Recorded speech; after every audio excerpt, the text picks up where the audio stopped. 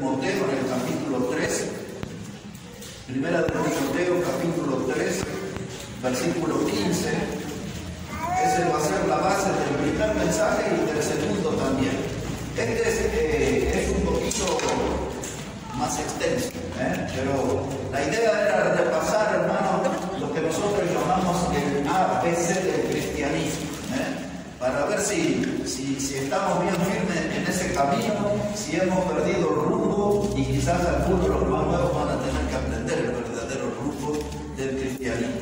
Entonces aquí, hermanos, en primera de Timoteo, en el capítulo 3 y en el versículo 15, dice así la palabra de Dios. Primera de Timoteo, capítulo 3, versículo 15, dice: para que citando sepas cómo debes conducirte en la casa de Dios, que es la iglesia del Dios viviente, columna y baluarte de la verdad.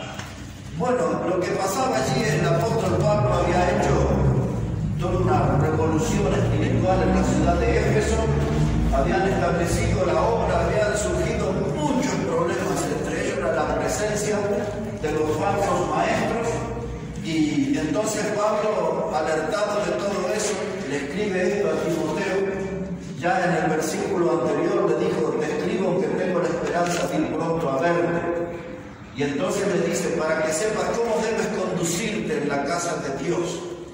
Y esa enseñanza va a ser el título de nuestro mensaje y de nuestro tema ahora, para que sepas cómo debes conducir. Es decir, todos nosotros, cómo debemos conducir en la casa de Dios. Y subrayamos eso: casa de Dios. Esto no es una empresa humana donde los directivos ponen las reglas y la forma de trabajo. Esto es una empresa divina y Dios es el que pone los principios, las doctrinas. Dios es el que marca el paso de cómo debemos conducirnos en su obra. Ninguno de nosotros puede imponer su criterio. Tenemos que seguir paso a paso todo como Dios lo estableció. Para que sepas cómo debes conducirte, y dice: en la iglesia del Dios viviente. Esa palabra iglesia es la palabra eclesía, que significa los llamados afuera. Por eso ese nombre de iglesia o eclesía demuestra de que no somos una empresa humana, no somos un producto humano. Somos parte de la mayor empresa, de la empresa divina, de la obra de Dios. Y nosotros fuimos llamados afuera. Dios nos sacó de este mundo de tinieblas y nos trajo a la luz admirable. Y Dios, hermanos, nos saca de este mundo y, según dice Filipenses 3:20, nos dio ciudadanía celestial, donde nosotros ahora esperamos al Salvador, dice Pablo. Entonces la palabra iglesia también se traduce como asamblea, pues eso quiere decir, es una asamblea. En Hechos 7, cuando Esteban predicó, recordó que Israel fue una asamblea en el desierto, liderada por Moisés, el gran pastor. ¿Por qué Israel fue llamado una asamblea? Porque ellos fueron sacados de Egipto. Y la iglesia fue sacada del mundo. ¿Entienden, hermano? Entonces Israel se le dio el nombre de asamblea, porque salieron de Egipto. Dios nos sacó de Egipto a nosotros, a la iglesia, nos ha sacado del mundo. Así que, hermanos, dice que esta iglesia es columna y baluarte de la verdad. La columna, muchas veces nosotros hacemos las ideas que sirve como sostén. Por ejemplo, las columnas sostienen este edificio, pero esta columna y baluarte, que tiene que ver con la palabra cimiento, baluarte, es que la iglesia tiene que ser la que sostenga el mensaje del Evangelio. ¿De qué dice Pablo que hay que sostenerlo? Hay que tener el mensaje del Evangelio activo, hay que tener el mensaje del Evangelio vivo. El Evangelio no es un mensaje para esconder, no es un mensaje para encerrarlo dentro de cuatro paredes.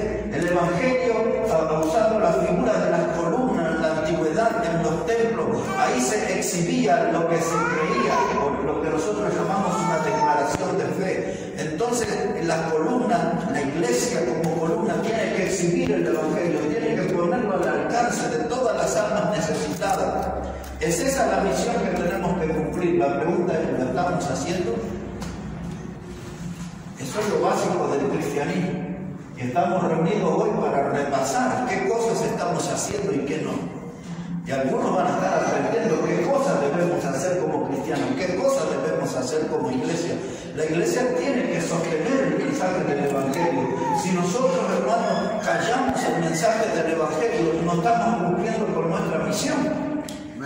Porque la misión de la iglesia es sostener el mensaje del Evangelio vivo, activo, que llegue a las almas necesitadas. Entonces la iglesia es columna y baluarte de la verdad. ¿Cómo vamos a hablar del Evangelio? El Señor Jesús mandó a sus discípulos de 2 en 2, que iban casa por casa. ¿Estamos haciendo eso? No.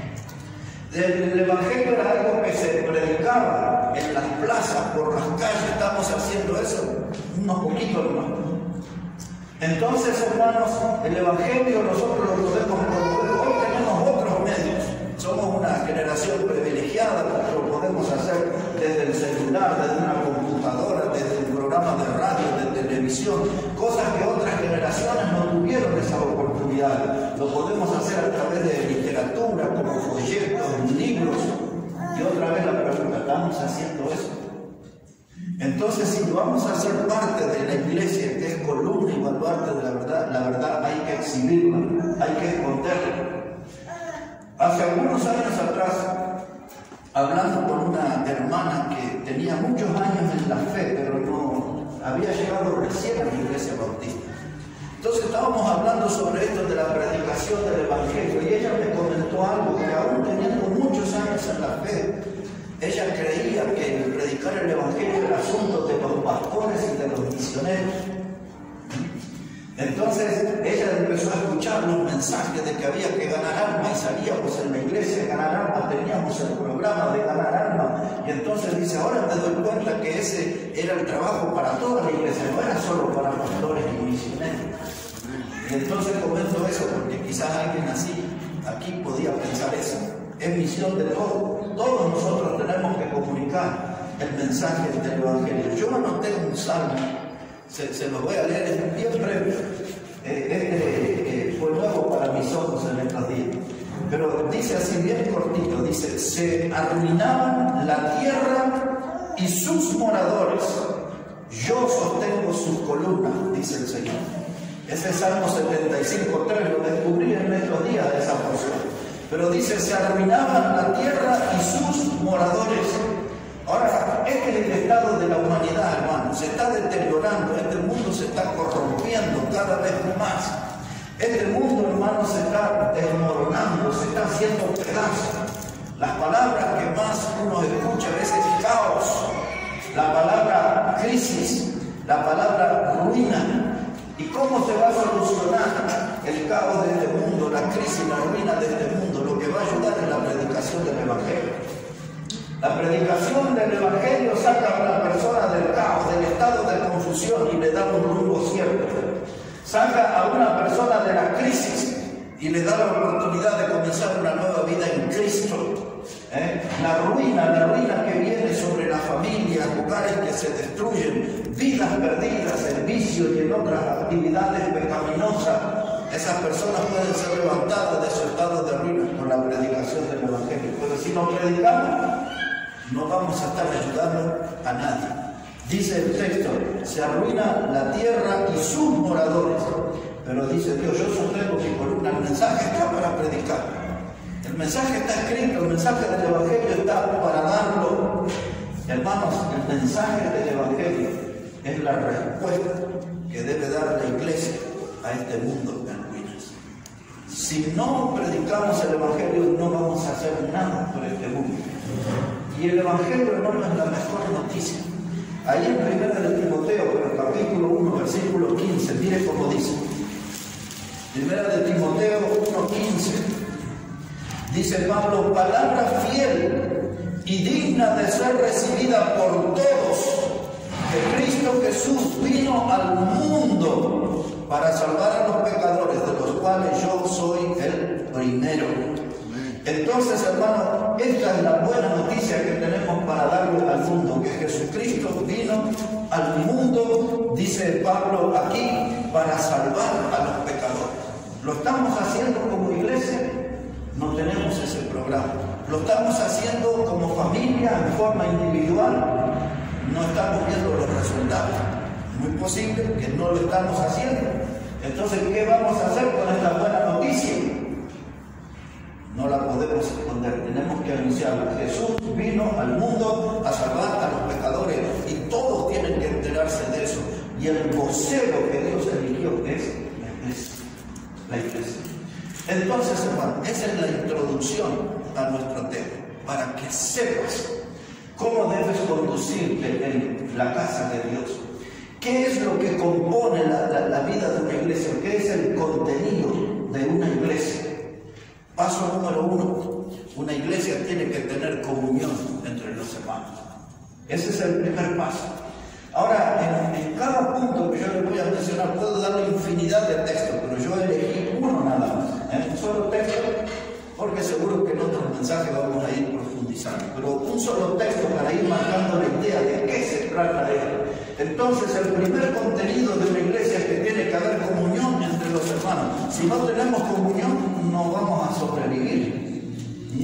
Por eso la importancia de venir a las reuniones y tener, no a través del Zoom, sino aquí, presencial, ¿no? Entonces, vamos a dar una mirada ahora a un texto que conocemos, que es Hechos capítulo 2. Quiero que miremos ahí tres detalles de ese pasaje en Hechos, el capítulo 2. Ahora, miren cómo dice la palabra de Dios, Hechos 2, verso 42. Hechos el capítulo 2, versículo 42. ¿Ya lo tiene ahí, hermano? Dice la palabra, y perseveraban en la doctrina de los apóstoles, en la comunión unos con otros, y en el partimiento del pan y las oraciones. Verso 44. Todos los que habían creído estaban juntos y tenían en común todas las cosas. Verso 46. Y perseverando unánimes cada día en el templo y partiendo el pan en las casas, comían juntos con alegría y sencillez de corazón. Quiero que note una palabra en cada uno de los textos que le mencioné. En el primero, en el 42, dice comunión unos con otros. 44. Todos los que habían creído estaban juntos, comunión, juntos. Verso 46, perseverando unánimes. ¿Cómo debe vivir una iglesia? En comunión, juntos y unánimes. Pero si los hermanos se quedan en sus casas, no vamos a poder tener comunión, no vamos a poder estar juntos y no vamos a poder estar unánimes. La palabra unánime representa la idea de una sola persona o como una sola persona. Entonces no hay forma de tener comunión a la distancia. Tenemos que estar juntos, de ahí la importancia de estar en la casa de Dios. Ahora, en el verso 46 que leí, dice que estaban unánimes y comían el pan y comían juntos con sencillez. Esto en la historia es lo que se llamaban las reuniones de coinonía. No solo en la historia, en la vida de la iglesia primitiva, ellos practicaban, era parte de la doctrina, la coinonía. Por eso es que yo quería que los nuevos también estuvieran, para que aprendan por qué nosotros comemos en la iglesia a veces. Eso se llamaba la reunión de amor, era parte del culto. Los hermanos cantaban al Señor, predicaban la palabra de Dios, oraban juntos. Y después tenían la reunión ágape, o la reunión de coinonía. Para que ustedes sepan, y quizás algunos se van a enterar ahora, coinonía, coino, es la raíz de la palabra compañero. Muchas veces ustedes me habrán oído hablar del compañerismo en Cristo. Ahora todo eso se redujo al término de cumba. Ustedes piensan que eso pertenece a un partido político. No, esa es la idea de coinonía, de comunión en la Biblia. Usted es mi compañero, es mi cumpa. Esta gente nos están robando los términos a nosotros. La palabra koinonos es esa, compañero, o pumpita si usted quiere. Pero la palabra koinonea, esa palabra también tiene la idea de ser generoso, de ser bondadosos. Y es eso lo que nosotros tenemos que expresar en nuestro amor cristiano, ser generosos, ser bondadosos unos con otros. Para eso es la palabra koinonía. La palabra koinonía también tiene la idea de pertenecer a un grupo. Entonces nosotros pertenecemos al grupo de la fe, a la familia de la fe. Y ahí en la familia de la fe donde tenemos nuestro compañerismo. ¿Por qué en algunas prédicas ustedes han oído que algunos desprecian el banquete espiritual del domingo en la casa de Dios y se van al asado con los amigotes por ahí? Porque ahí no hay compañerismo verdadero. El compañerismo está en los que somos de la misma fe, en los que estamos en la misma causa. Y cuando nosotros nos quedamos para comer después de una reunión, estamos extendiendo nuestro compañerismo, estamos profundizando nuestra hermandad. Esto, hermano, en la Biblia, en la iglesia primera, se llamaba la reunión ágape. La palabra ágape habla acerca del amor de Dios, o sea que después de la predicación, después de la alabanza, después de la oración, el culto se extendía a una reunión de amor ágape, donde la gente se expresaba el amor de Dios unos a otros. No era una reunión para sacarse el cuero, para criticar, para tratar de difamar a alguien, no, era de compañerismo, donde se extendía a través de la comida el amor de Dios entre los hermanos. Así que para que algunos cuando le pregunten por qué nosotros comemos en la iglesia, que a veces la gente critica, ¿pero qué tiene una iglesia o un restaurante? Es que comemos porque eso es parte de la doctrina. Y los bautistas la defendemos a muerte, eso es sí. Esa es una de nuestras doctrinas preferidas. Por eso ya no se predica de ayuno y oración en las iglesias. Todos quieren reunión ágape, koinonía. Para cerrar esta idea, hermano, Pedro, cuando habló en su segunda carta en el capítulo 2 sobre los falsos maestros, los apóstatas y todo eso, Pedro dijo que muchos de estos eran manchas en vuestros ágapes. Esa palabra que usa Pedro, mancha, se refiere a un grano de pus, con pus, algo infectado. Entonces en esas comidas que habían algunos que lo estaban infectando. Y ahí habla de la gente, de los falsos maestros que aprovechaban ese compañerismo en la comida y distribuían sus falsas doctrinas. Entonces eran manchas en la reunión ágape. Eso es lo que nosotros tenemos que cuidar, que cuando tenemos una reunión está basada en el amor de Dios y en el amor de los unos por los otros. No son reuniones de crítica, no son reuniones de difamación, son reuniones ágape, de amar como Dios nos amó a nosotros. Ahora, este asunto de la comunión unos con otros, dice que estaban todos juntos y estaban unánimes. Somos así en nuestra iglesia, porque este es el modelo de iglesia, no hay otro. Si nosotros no estamos juntos, no estamos unánimes, nos salimos del modelo, nos escapamos del molde de Dios.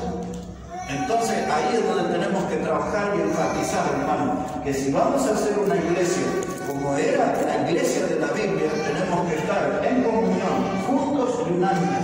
Si fallamos en esto, ya nos salimos del camino. Así que ahí tenemos trabajo. Pero hay que elegir la casa de Dios. ¿Se acuerdan aquel salmo hermoso del 122.1? Dice, yo me alegré con lo que dijeron, a la casa de Jehová iremos. No estaban contentos con ir a un asado, un partido de fútbol, una fiesta de la comunidad. Dice el salmista, yo me alegré con lo que dijeron, a la casa de Jehová iremos.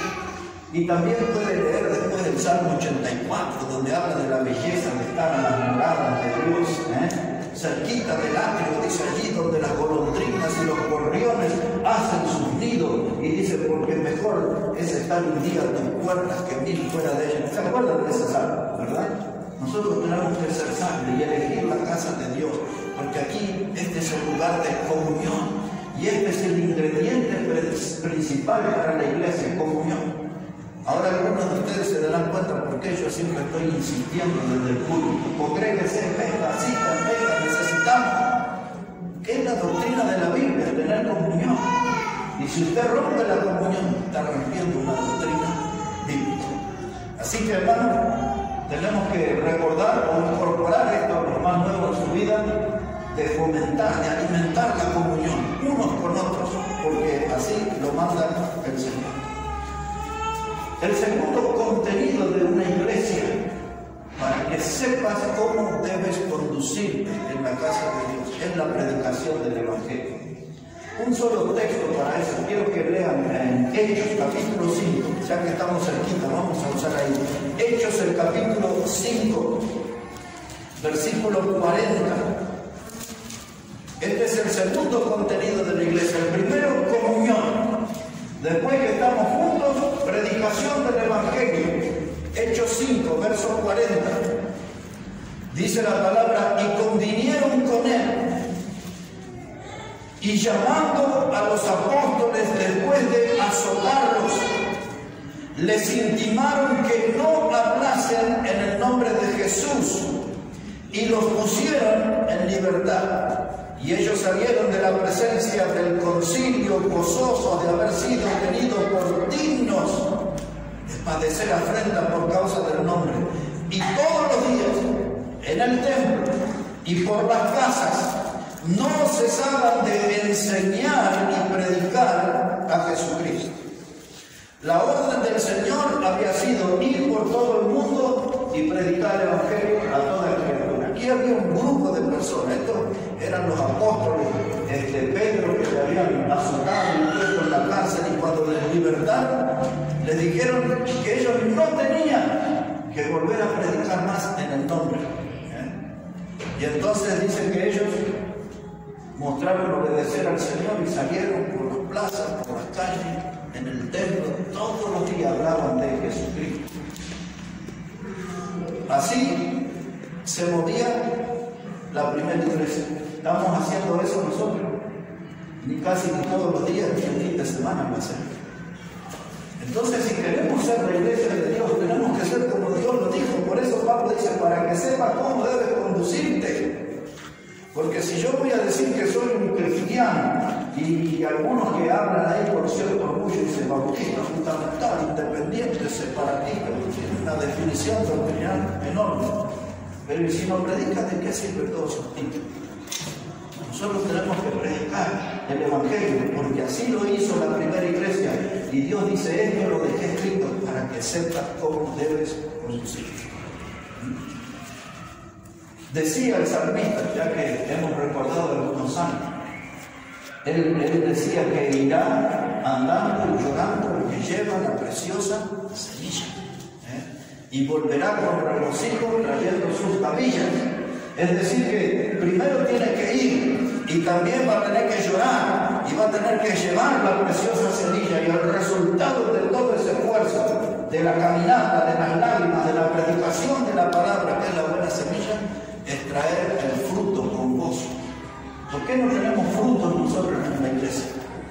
Sí, tenemos algunos salvos, cada tanto alguien cree en el Señor, pero no tenemos todos los domingos aquí 5 o 6 nuevos para presentar en cada culto. Deberíamos tenerlo. ¿Por qué no estamos nosotros regocijándonos? Porque no estamos yendo y estamos llorando por las almas y le estamos predicando a las almas. Entonces Pablo dice, para que sepas cómo debes conducirte en la iglesia del Dios viviente, vamos a tener que predicar el Evangelio.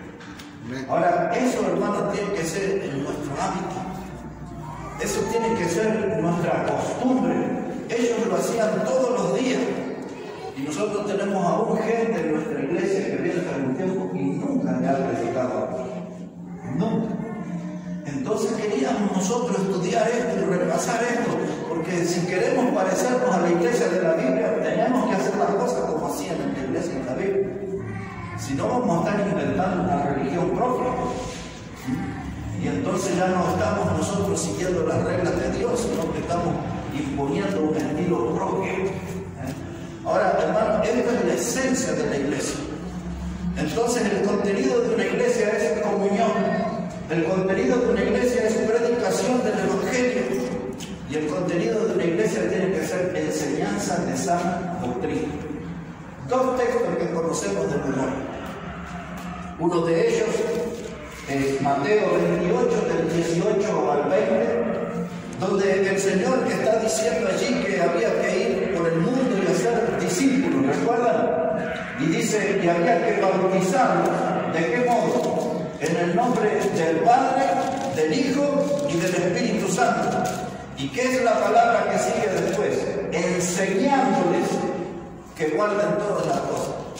Esa es la otra misión de la iglesia, enseñar. ¿Qué significa enseñar que guarden todas las cosas? En nuestro caso, enseñar todo el contenido de la Biblia. Pablo dijo en Hechos 20:27, dijo, yo no he rehusado de darle todo el consejo de Dios. En estos años aquí, hermano, usted ya ha escuchado mensajes de Génesis. A uno de los últimos predicamos sobre Abraham, ¿se acuerdan? Jehová Jireh. Hemos predicado sobre el libro de Éxodo, cantidad de mensajes, quizás uno de los históricos, una noche más con las ramas, ¿se acuerdan? Pero hemos predicado muchos pasajes, hemos predicado sobre las aguas amargas de Mara, una cantidad de mensajes. Hemos predicado nosotros sobre el libro de Levítico, aquí en esta iglesia, del peligro del fuego extraño.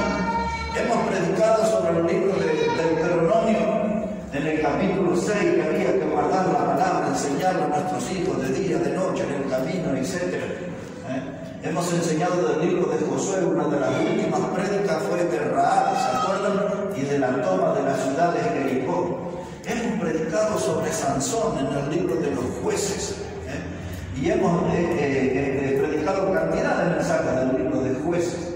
Y hemos predicado del libro de Ruth. Hasta en una reunión femenina predicamos sobre el libro de Ruth. Hemos hablado sobre el cantar de los cantares, de casarme las pequeñas zorras. No, yo puedo recordar todo, porque aquí nos hemos reunido a predicar todo el consejo de Dios.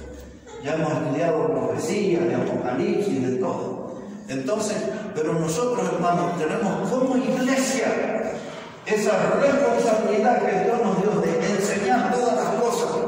No seleccionamos libros a nuestra conveniencia, ni temas a nuestra conveniencia. Tenemos que estar aquí para enseñar todo el consejo de Dios. Ahora, Pablo le escribió a Tito, y ustedes recordarán, capítulo 2, versículo 1, dijo Pablo, dice, tú enseña lo que está de acuerdo con la sana doctrina. Esa es nuestra responsabilidad, no es agarrar esas ondas modernas de cosas que no sabemos ni de dónde las sacan, ni que hoy hablan de los púlpitos. Nosotros estamos limitados, hermanos, a enseñar la sana doctrina. La palabra sana doctrina habla de una doctrina pura, es lo que nosotros traducimos en español como la palabra higiene. Esa es la palabra sana. Una doctrina higiénica que no tiene contaminación, que no está afectada por ninguna clase de virus.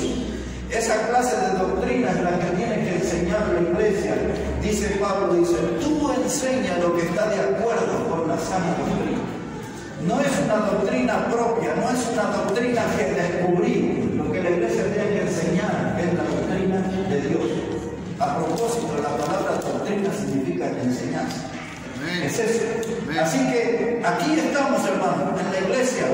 Primero dice la Biblia, para que tengamos comunión.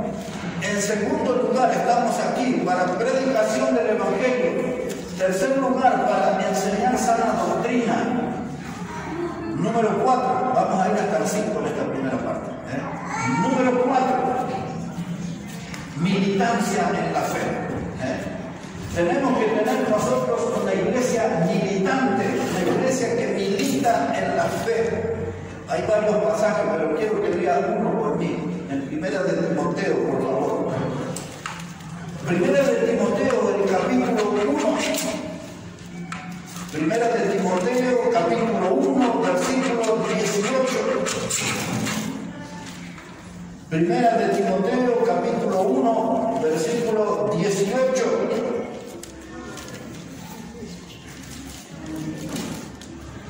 Dice así la palabra de Dios, este mandamiento, hijo Timoteo, te encargo para que conforme a las profecías que se hicieron antes en cuanto a ti, milites por ella la buena milicia. Ahora Pablo le pide eso a Timoteo, al joven predicador, al joven pastor. Nosotros creemos que Timoteo andaba ahí rondando los 35 años para este tiempo. Era un hombre joven en el ministerio. Y entonces Pablo le dice, tú tienes que militar la buena milicia. Antes de explicar lo que significa eso, quiero que lea el verso 19 también. Porque ¿qué es lo que sucede cuando no vivo la buena milicia? Dice, manteniendo la fe y buena conciencia, desechando la cual naufragaron en cuanto a la fe algunos, y después da los nombres Himeneo y Alejandro, por ejemplo. Ahora, dice ahí que la buena milicia es mantener la fe y buena conciencia. Ya voy a llegar ahí. La palabra milicia que aparece aquí, hermano, ese término quiere decir estar preparado para la batalla. Así que cuando Pablo le está diciendo tienes que militar, la buena milicia le está diciendo tienes que prepararte para la batalla. Ustedes saben, hermanos, que la vida cristiana no es fácil. La vida cristiana está llena de luchas. Tenemos diferentes clases de enemigos. Cuando no estamos en conflicto con el diablo, estamos en conflicto con algunos de sus agentes, algún demonio o algún representante del diablo que anda por ahí, que nos hace la vida imposible. Entonces tenemos que nosotros estar preparados para esa batalla. Tenemos una dura batalla con el mundo. Todos nosotros tenemos ciertas debilidades y hay cosas del mundo que nos atraen, que nos seducen. El diablo, como príncipe de este mundo, usa muchas clases de carnada para pescarnos y sacarnos del camino del Señor y sacarnos de la iglesia del Señor y meternos en el mundo. Nosotros somos sometidos a toda clase de tentaciones, pero cierto es que la Biblia dice que Dios no nos va a probar más allá de lo que podamos resistir. Entonces hay una promesa de Dios ahí para nosotros. Entonces, hermanos, tenemos como enemigo nuestra carne, que yo creo que nuestra carne es más peligrosa que el diablo en el mundo. Nuestra carne no es confiable. Pensando no solamente en lo que Pablo decía, que con la mente sirvo a la ley de Dios, esto en Romanos 7 decía, pero encuentro otra ley en mis miembros que sirve a la ley del pecado. Y después él concluía diciendo, miserable de mí, ¿quién podrá librarme de este cuerpo de muerte? Entonces Pablo, siendo uno de los grandes siervos de Dios, uno de los grandes predicadores de la historia, era un hombre que tenía una batalla en su mente, en su carne, estaba sometido a continuas tentaciones. Y es el cuerpo en nuestro campo de batalla. Y todos nosotros tenemos ciertas debilidades, pero ninguna es justificable. Todos tenemos que vencer nuestras debilidades. Entre otras cosas, porque la Biblia dice todo lo puedo en Cristo que me fortalece. Amén. Podría citar una cantidad de pasajes, pero ese es como más conocido. Porque cuando alguien peca y dice, eso no es un justificativo. Otros pecan y dicen, y hermano, usted sabe, la carne es débil. Pero también yo sé que todo lo puedo en Cristo que me fortalece.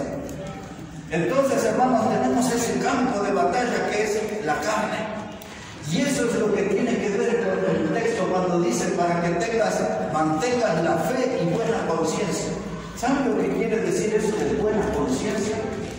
Es que nosotros, hermanos, tenemos que ser personas santas, no solamente en la iglesia, sino en nuestra vida secreta, en nuestra vida íntima, en nuestra vida personal, esa vida que solo Dios ve.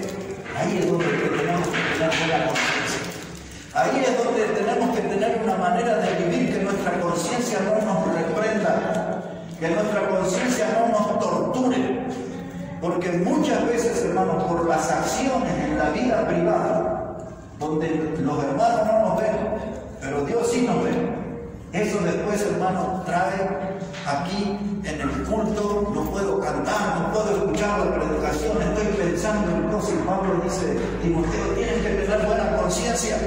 No debe haber nada de tu vida secreta, de tu vida personal que te reprenda. En otras palabras, hermano, a veces nosotros predicamos un mensaje, pero nuestra vida va por otro lado.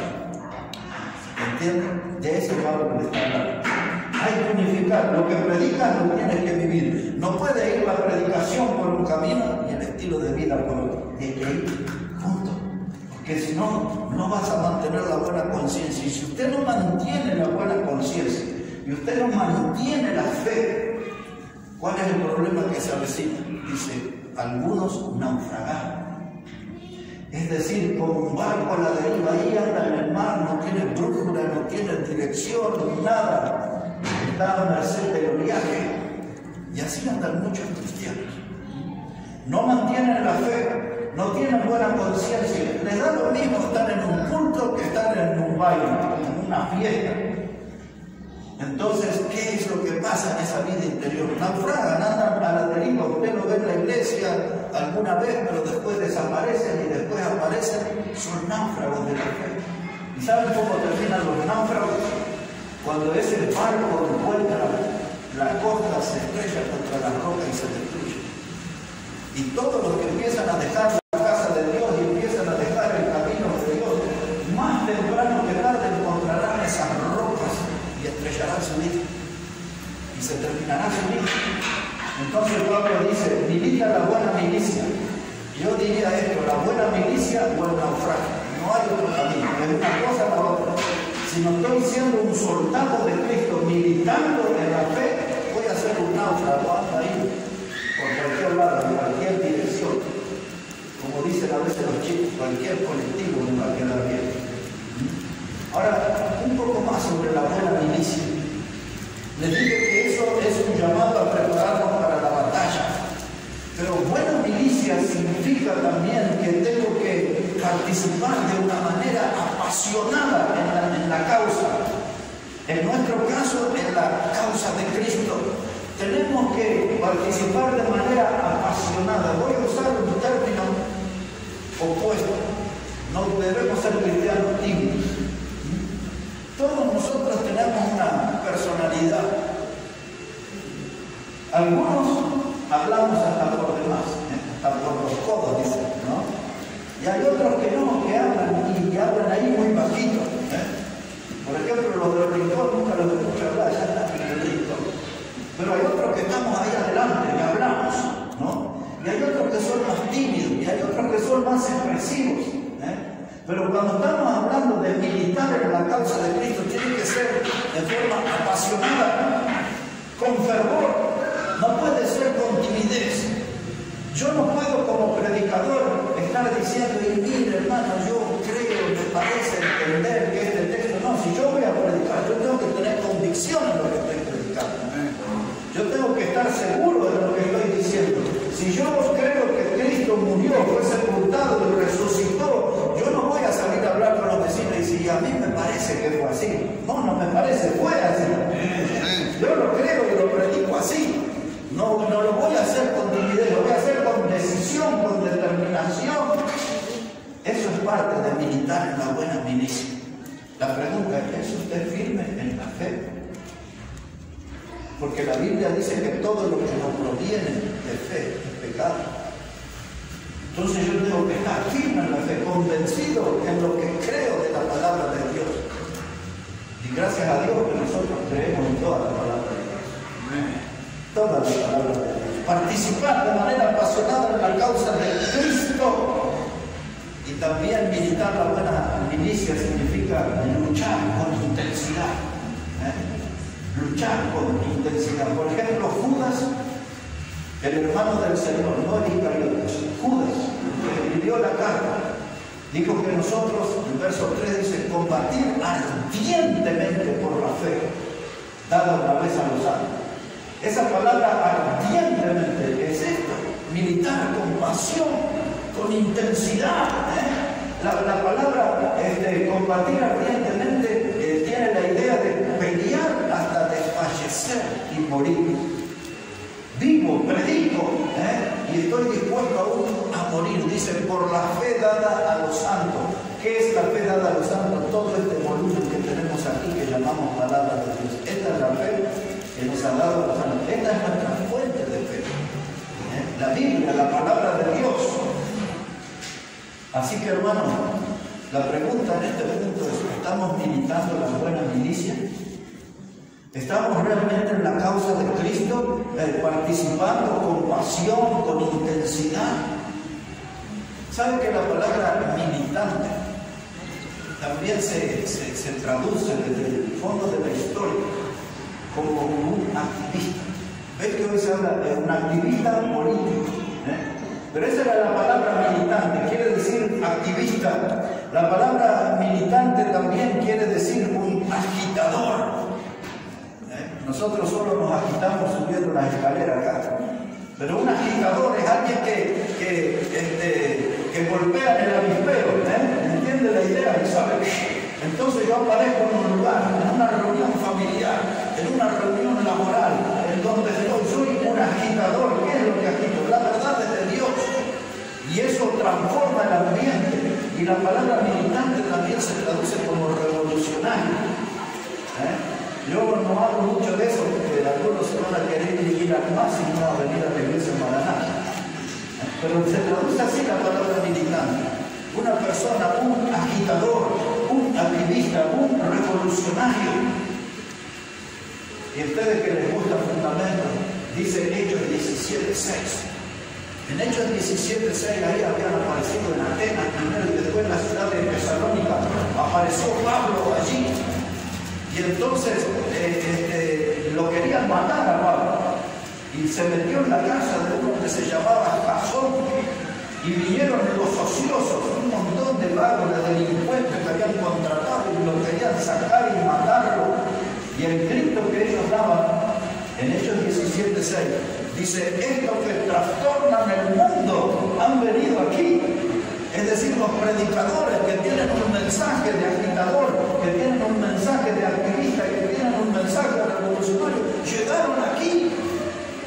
Es decir, que la presencia de los cristianos y su predicación, hermanos, cambiaba la sociedad, impactaba la sociedad. Y nosotros cuando llegamos a algún lugar, nadie nos dice esto que trastornan al mundo, así, qué pesado qué vino hoy. No, hermanos, tenemos que transformar el lugar. Eso es lo que Pablo nos enseña a través de Timoteo, para que sepa cómo debe conducir en la casa de Dios. Si usted no aprende eso, hermano, en la iglesia, no lo va a aprender en otro lado. No vamos a impactar este mundo con el Evangelio si no somos militantes de la buena milicia. Los grupos políticos en el mundo nos robaron esa palabra. Y dicen que los militantes, si alguien pinta los muros con una cosita, dice: ese es un militante de tal partido. Reparten panfletos y cosas, y estos son militantes de tal partido.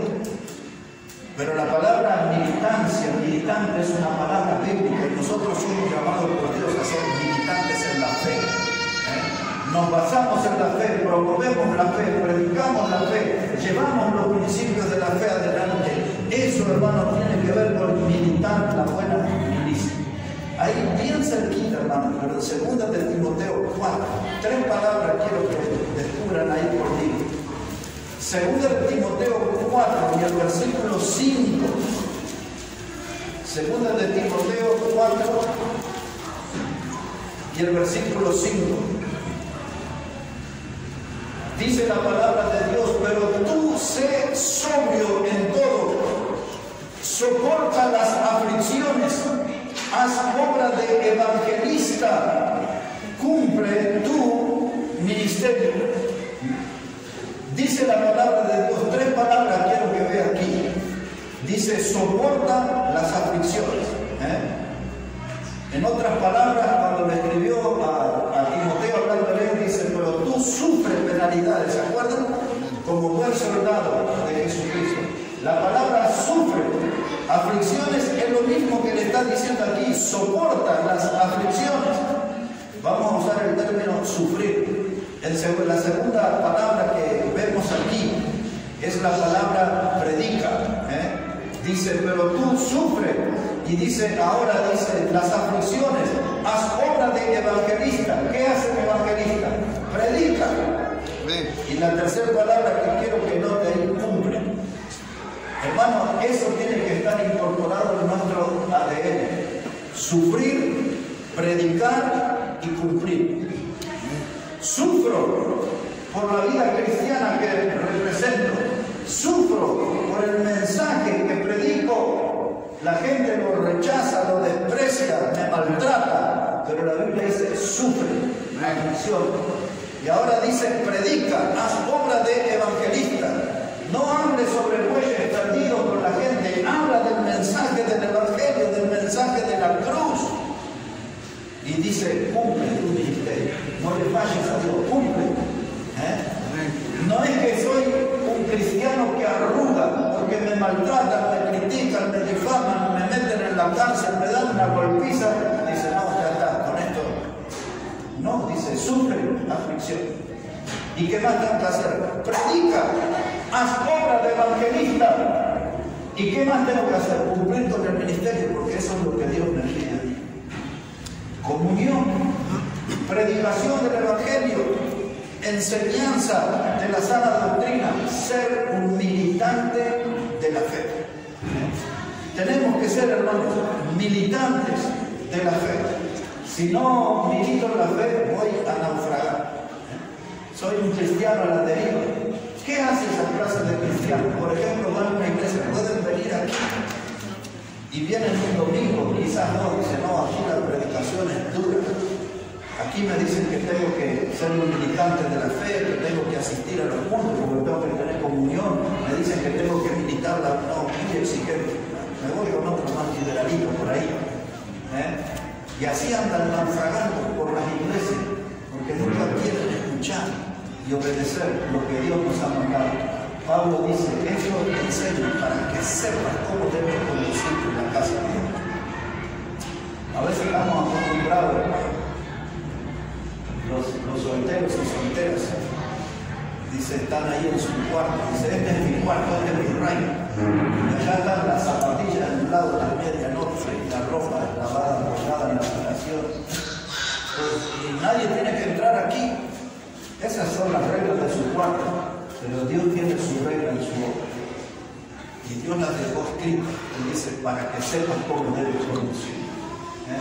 Tengo que hacer las cosas como Dios dice, como Dios me manda. Y el último punto, y ya vamos pensando en comida también. El último punto, hermano. Primero, hemos hablado de la comunión. Segundo, la predicación del evangelio. Tercero, la enseñanza de sana doctrina. Cuarto, militancia de la fe. Y quinto, hermano, lo que Dios nos pide a nosotros es tener una vida consagrada. Eso, dirían los chicos, ahí estamos patinando. Porque no todos en la iglesia tienen un compromiso verdadero con el Señor. Pablo dijo a los Romanos capítulo 12, verso 1, dice, presentar nuestros cuerpos en sacrificio vivo, santo, agradable, que es nuestro culto racional. Ese texto habla de consagración.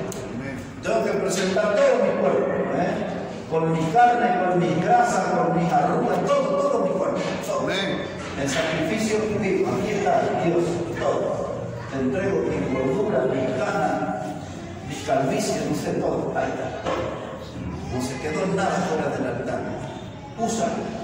No es mucho, es lo que tengo, úsalo.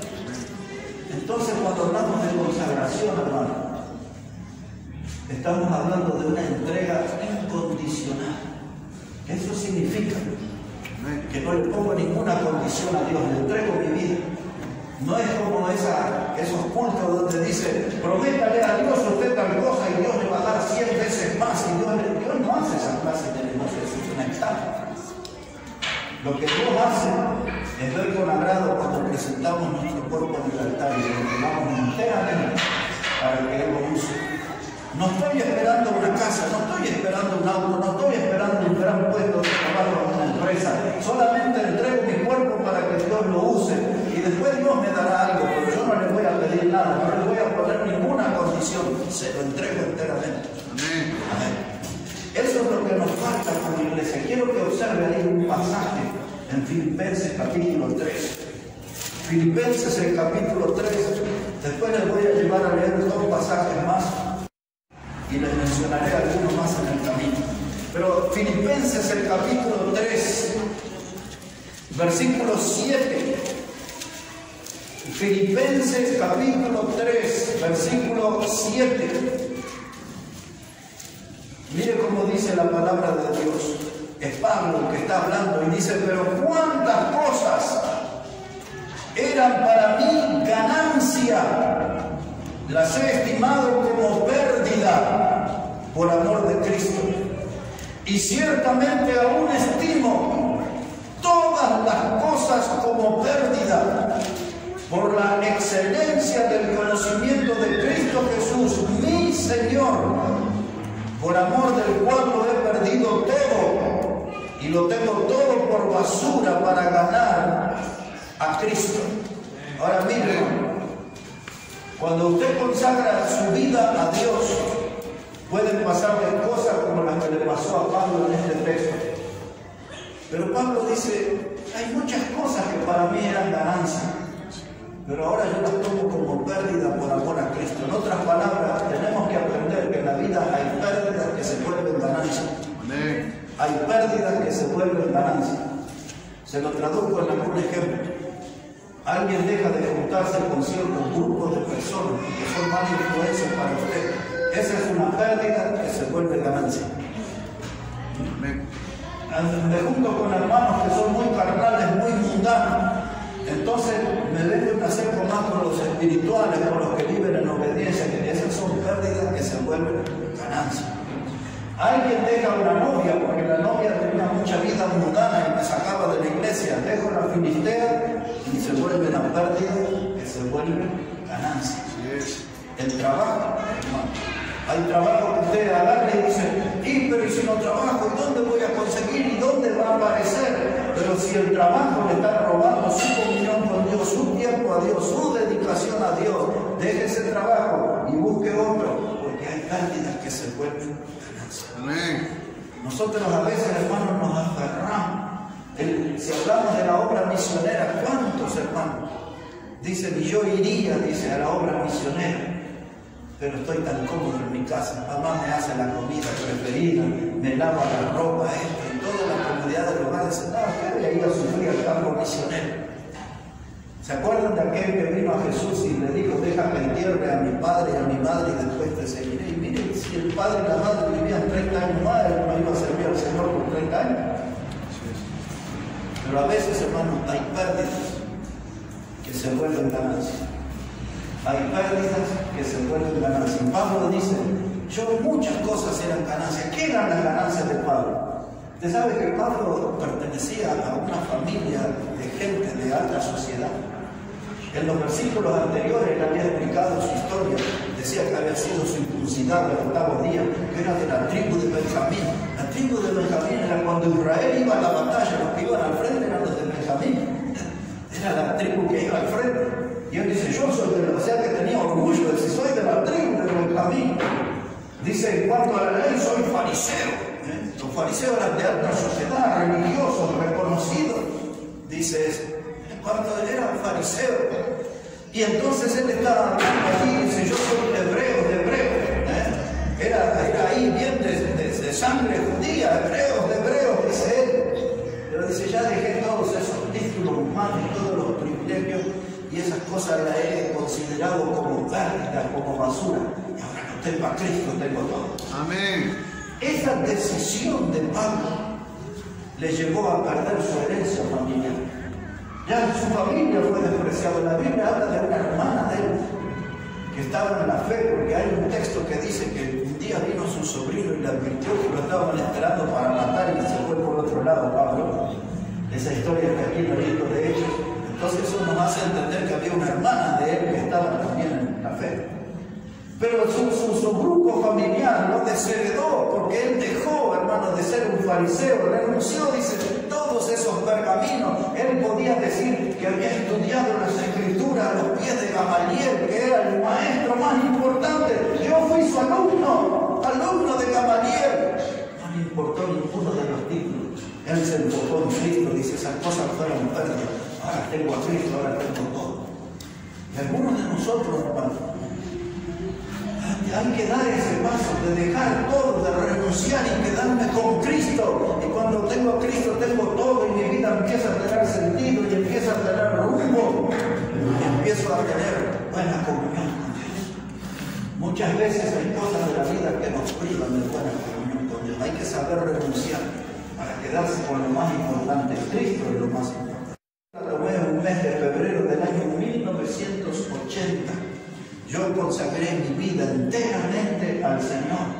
Y ahí renuncié a todo lo que era mi carrera deportiva, la posibilidad de obtener dinero y fama, que era lo que yo quería para aquellos tiempos. Y yo dejé todo y me quedé con Cristo y pasaron ya 42 años de eso. Y nunca me arrepentí, nunca. Pero hay que dar el paso. El diablo dice, no, dice, eso es nada más que fanatismo religioso. No se trata de fanatismo porque Dios rechazaría eso, se trata de consagración. Pablo dice, lo perdí todo, pero lo tengo a Cristo. Ahora, esto solamente les voy a dar los textos, no los vamos a leer, pero dice, por ejemplo, en Mateo 5, versículos 10 a 12, dijo Jesús, bienaventurados serán cuando sean perseguidos por causa de mí, por medio de la justicia. Y Jesús habla que ellos iban a ser expulsados de la sinagoga. En Juan capítulo 16, versículo 1 y 2, Jesús dice, vendrá el tiempo, dice, cuando los expulsarán de las sinagogas y aún los matarán, pensando que están haciendo un servicio a Dios. Aquellos que se consagraban al Señor eran desheredados, sacados de la familia, eran expulsados de la sinagoga y eran ellos condenados a vivir en el destierro. Por eso Pedro, cuando empieza su carta, dice que esa carta era para los expatriados, para los que estaban en el exilio. ¿Por qué estaban en el exilio todos esos? Porque eran perseguidos por su fe. Santiago escribe a ese grupo de personas que vivían lejos de la frontera de Israel, porque habían sido perseguidos por su fe.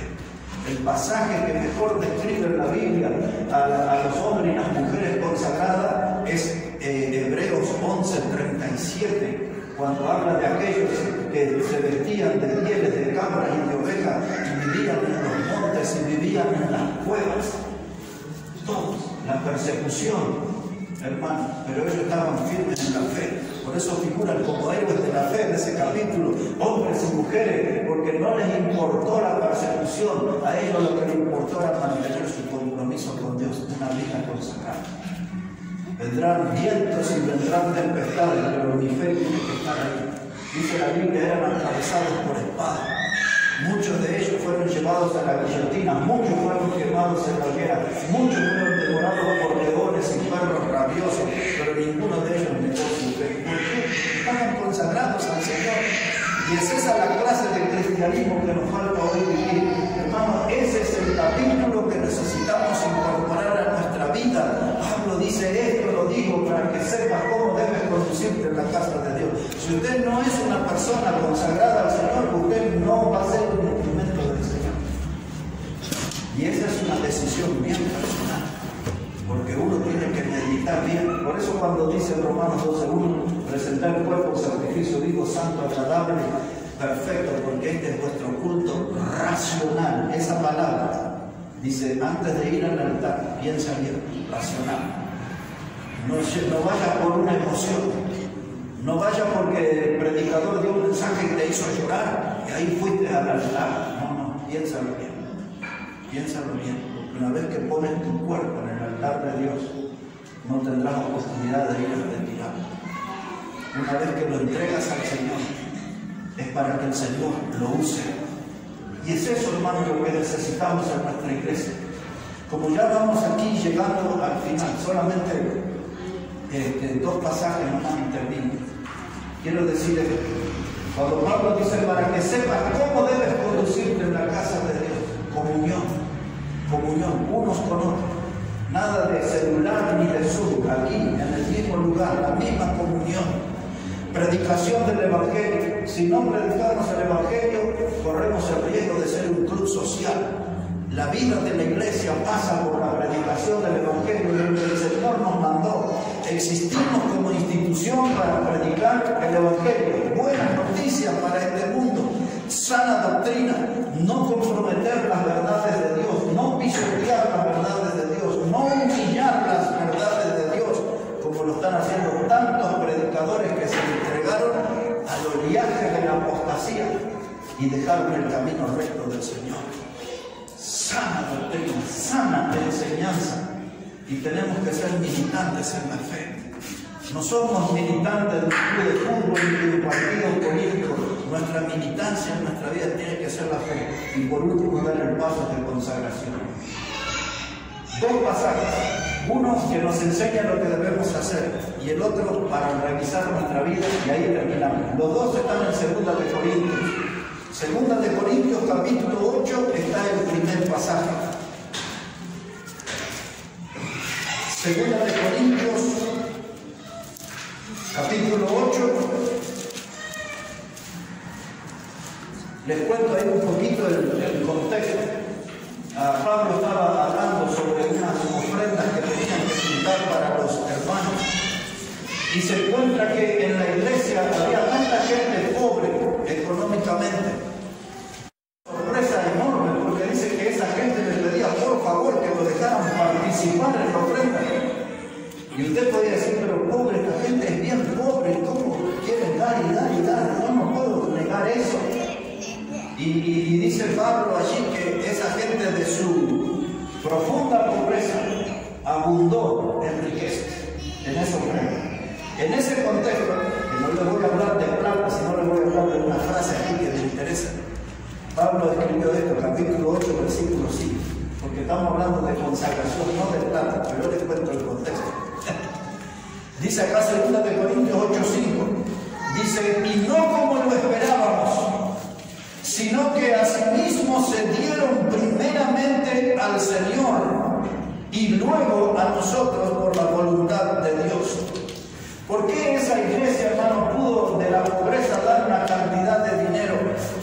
Dice Pablo, porque antes de dar el dinero, ellos se dieron primeramente al Señor. No me interesa el tema económico, me interesa la frase esa, primeramente se dieron al Señor. Si usted quiere en esta vida, hermano, servir al Señor, tiene que entregarse a Él primeramente. Si usted, hermano, es de los que ofrendan la iglesia, de los que hace cosas, limpia, cocina, qué sé yo, canta, hace de todo en la iglesia, pero usted no se entrega primeramente al Señor, no sirve de nada. Tiene que entregarse primeramente, de eso se trata, una vida consagrada. Y eso es lo que la gente necesita. Si nosotros, hermanos, no nos consagramos al Señor, vamos a estar perdiendo el tiempo. Porque todo lo que vamos a hacer va a ser todo superficial. Todo lo que vamos a hacer es como para cumplir compromisos. Y el único compromiso que debe existir debe ser con Dios. ¿Cuál es la clave para consagrarme? La que dice este pasaje. Tengo que entregarme primeramente al Señor. Primeramente al Señor, en todo. Y termino con el capítulo 13, versículo 5, esa es la reflexión. Esa es la reflexión final. 2 de Corintios 13, versículo 5. Y así vamos a cerrar nuestro mensaje. 2 de Corintios 13, 5. Dice Pablo, examinaos a vosotros mismos si estáis en la fe. Probaos a vosotros mismos, o no conocéis a vosotros mismos que Jesucristo está en vosotros, a menos que estéis reprobados. En otras palabras, desde el final, hermano, dice, ustedes tienen a Jesucristo, pero si ustedes no fueron salvos, fueron reprobados por Dios. Pero si usted tiene a Cristo, entonces examine su vida, si está en la fe, y si está en la fe, viva como un hombre de fe, como una mujer de fe. Si usted tiene a Cristo viviendo en usted, ¿por qué tiene los resultados que vemos? Si tiene a Cristo viviendo en usted, ¿por qué vemos los puntos que vemos? Hay algo que no está bien. Entonces, lo tomamos como un tirón de oreja. Y Pablo le dice, presten atención y examínense cada uno si están en la fe. Quizás mencione algo en el otro mensaje, pero le digo esto. Hay mucha gente que, porque hizo una oración de fe, una profesión de fe, ya dice, yo ya fui salvo. pero quizás fueron palabras simples nada más, o palabras que repitió porque el predicador le guió que dijera tal o cual palabra, pero no creyó en el Señor realmente como Salvador, solamente dio como una fórmula y ahí está descansando su fe. Entonces Pablo dice, examinaos, porque si estamos en la fe debemos tener otra clase de frutos, hermano. No sea cosa que haya hecho una decisión ahí porque medio que me presionaron o porque no entendí muy bien. Entonces son salvos y son miembros de la familia de Dios. Así que todo este tema, hermano, para que sepas cómo debes conducirte en la casa de Dios, tiene que llevarnos al final a un examen. Si soy salvo, tengo que vivir una clase de cristianismo más intenso. ¿Cómo demuestro ese cristianismo más intenso? Viniendo a la iglesia, teniendo comunión. ¿Qué más? Predicando el evangelio. ¿Qué más? Enseñando doctrina sana. ¿Qué más? Siendo un militante de la fe. ¿Qué más? Teniendo una vida consagrada. Necesito repasar eso. Si esas cosas están en mí, entonces estoy conduciéndome en la casa de Dios como Dios quiere. Recuerden que la iglesia no es una empresa humana donde nosotros ponemos las reglas. Las reglas ya están escritas, están todas aquí y todas fueron dadas por Dios. Así que si queremos ser una iglesia bíblica, si queremos ser parte de la iglesia verdadera, aquí está el manual que necesitamos obedecer y seguir. Por eso Pablo dijo a Timoteo y a nosotros, para que sepas cómo debes conducirte en la casa de Dios. Bueno, vamos a